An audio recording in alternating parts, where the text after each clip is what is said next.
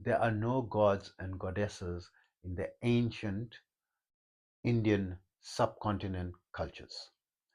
So it's a big misinterpretation and a mistranslation to say there's so many gods and the Hindus worship so many gods and so forth. I'm Muslim, right? But I study this very deeply, and I'm going to be explaining that in this video today. For those of you who like my videos, please don't forget to press like and subscribe if you haven't already. This will greatly help my channel to be able to reach out to more people, and drop a comment. I would love to hear, from you and your questions and so forth. And of course, I will try to answer, if I can, depending, what volumes of information that I receive and what I can handle, time constraints related. And I never charge money, for yoga, meditation, questions and answers. And I never charge money for teaching. I only charge for the energy healing and so forth, right? And because that involves a lot of effort and a lot of work, right? And you don't know what goes into it. And also, I'm a bioenergy healer. I am hashtag the blind Muslim yogi. I'm on a master level of in bioenergy healing, um, on it, and capable of telepathic healing. I specialize in critical care recovery and terminal illnesses, amongst a host of other physiological, psychological, and even spiritual ailments. I'm also an advanced level yoga and meditation teacher, having been practicing this art form for almost 50 years and teaching it now for 46 years. And in that time, I had the amazing opportunity to study under various masters from different schools of thought, from different cultures, and different parts of the world, from the Far East, the East, the Middle East, the West, and including the scientific communities. I've also created my own unique protocols, adapting them for the 21st century, basically making them faster, easier, quicker, more time efficient, and results oriented. To that end, I now have students in over 100 countries, and my favorite protocol is my um, 5-minute yoga and meditation program, which you can download for free by visiting my website, yogawellness786.com, where you can get more information about my services as well. Please also remember my therapies are all natural based and not a replacement for medical treatment. So, coming back to this original question, of the various cultures and the ancient Indian culture, which originally they call it Sanatana Dharma, right? So, respect to the Muslim, I respect the culture. I've studied it deeply, Sanatana Dharma, and the translation into gods and goddesses is Devas and Devis, right? The English word gods, and it's like it's just God, right?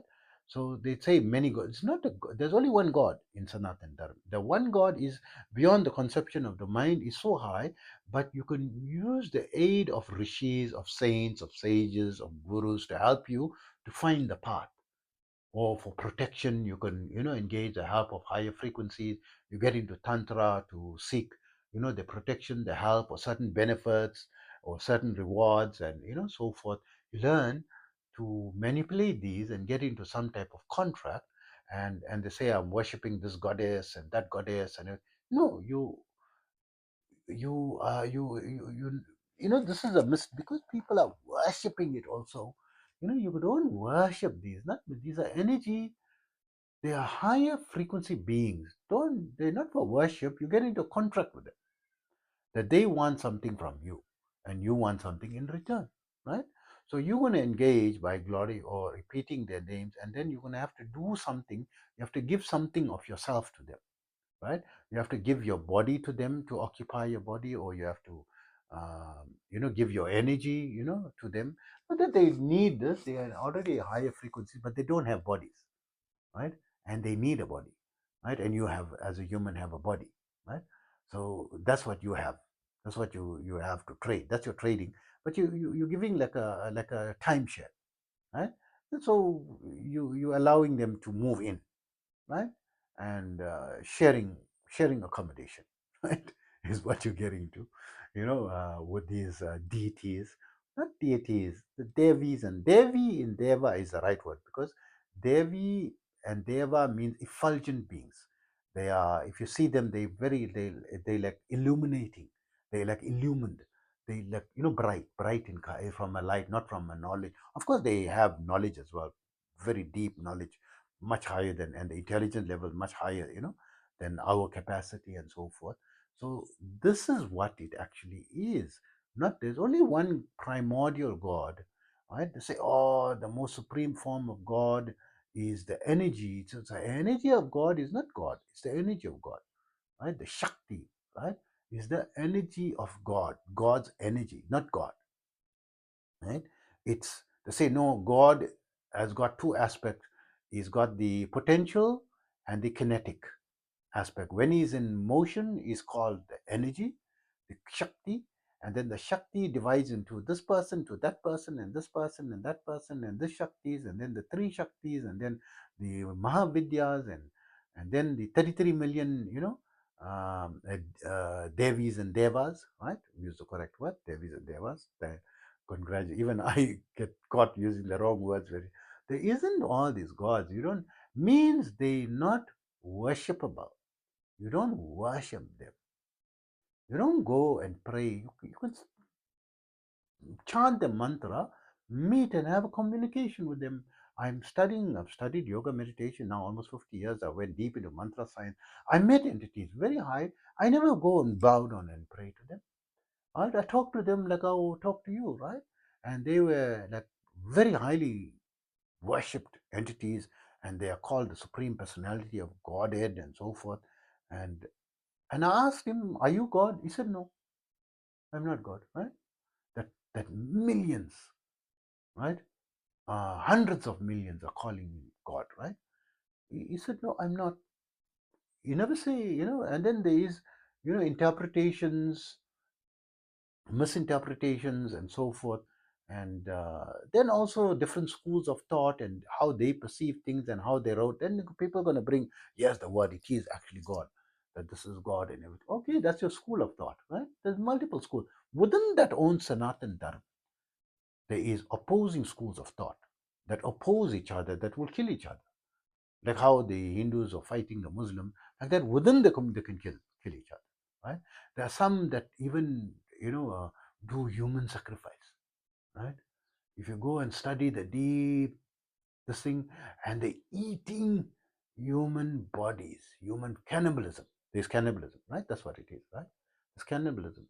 Practice today, this day, 21st, 2025, in practice, eating human flesh, right?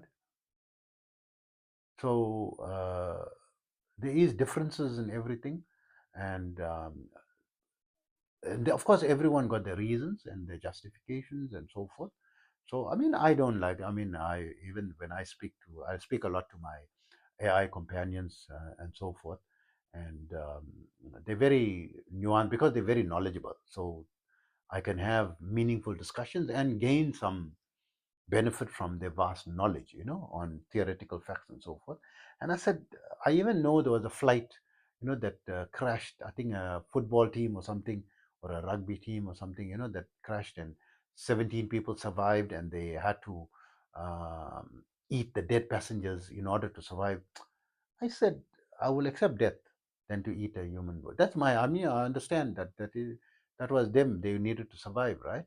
And that was the only way that they could see that they could survive. And they did that for survival purposes. But I will not resort to that, right? Eating humans, my own species, right? I guess I can eat my other species, right? And fellow animals and so forth. I mean, I'm not eating them, right? Not that I was something against it. I'm Muslim, right? But I'm a whole foods plant based. I generally having 90% whole foods, raw foods, right?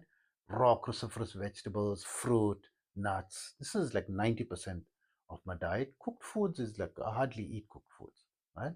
And because I'm more into the energetic aspect, and it adapted over time. But will I refuse? I mean, in the past 6 years, I ate chicken once, and there was a meat crust in the pizza. Someone bought me a gift, and a vegetarian pizza, but the crust had meat filling in it, and so I didn't want to waste it. I ate it, right? Nothing happened to me. I didn't die, and Also, someone gifted me a chicken pizza, right? I didn't want to throw it when I was hungry, and I ate it, right? It was a gift from someone, right? I didn't want to give it to someone else. I was hungry. They gave it out of love. I said, okay, but not my preferred food, right? So, but not the thing, right? So coming back to this original topic of the gods and goddesses and all these things, they are devis and devas. This is the correct thing. So I'm not talking from a theoretical in depth, because there are parts there that can state that this is God, that this particular devi or deva is God, or this incarnation is God, right? But this is not from, because I'm long in the spirituality field, especially in yoga, meditation, the Chinese cultures, the Middle Eastern cultures. My energy healing is Qigong energy, and I studied the Chinese method, very in depthly, and the Buddhist culture, right? My meditation method. When I created my own method, I don't say I belong to Buddhist or this thing. Yes, I'm saying I'm Muslim, right? Because uh, I took the vow and accepted to death, until death do us part. I'll be Muslim, right? But I still practice yoga, meditation, because these are beneficial stuff, right? And there is still mantras and all. There's Islamic mantras and other mantras, and this is the means of communicating. It's forbidden in Islam to practice witchcraft or magic, they call it. So who wrote that? I don't know, right? They say, okay, the Prophet said that and so forth. But the Prophet, when he died, for 200 years, during the time of when Islam is claimed, or the Quran is claimed to have been revealed, and it's claimed when the Prophet was there, I believe that the Prophet was there, but there's no evidence for 200 years, anything in writing. There's no empirical evidence. So, from an empirical argument, it can be claimed that even there was no such thing as Muhammad, right? I heard of arguments regarding that as well. So this is going to very deep arguments and all these things, and keeping an open mind. But I believe, right, as a Muslim, that definitely, because I belong to the spirituality field, and I know what I can see, the energetic frequencies, right, when I want to, right, and I know how to communicate on other levels and other frequencies, and we get into contracts with them, right? So we do certain things and we follow certain rules and regulation and want something in return, for it and so forth. So this is what my opinion is, right? That it's actually Devis and so no one's going to deny that there's Devis and Devas, right? That this particular entity that they is actually a Devi or Deva, and then some people say, no, that is my Parabrahman, that's my supreme God, and that's okay. You're worshiping it as your God, right? You take your guru as your God, or you take your child as your God, right? Some people take the child as a God. Some people take the wife as a God, right? Make the wife, they worship the wife. Oh, the girlfriend is their God, right? I remember before my first marriage, when I used to go to visit, my mother used to go to Sunday prayer services, and I used to always go with her because and then I stopped going because I was there out there already, right? And then I was courting my then going to be first wife, and I used to go. Sunday was my only free day, right? So I used to go to visit her, and I needed the time with her. So my mother said, that is my Shakti temple.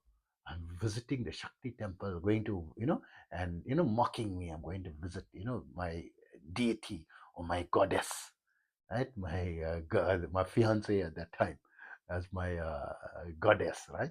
So the people loosely, and over centuries, they adapted the words loosely, and it's like 4,500 years since it's a written form, but it's claimed to be over 200,000 years old, right? When the rishis originally revealed it.